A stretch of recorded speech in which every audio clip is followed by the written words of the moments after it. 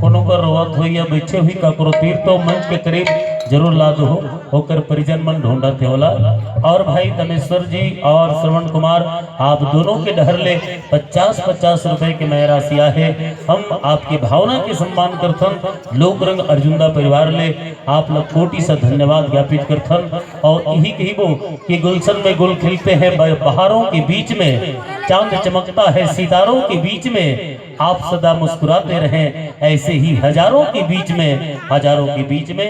तो लीजिए लेकर आते हैं लोक रंग की आगामी प्रस्तुति।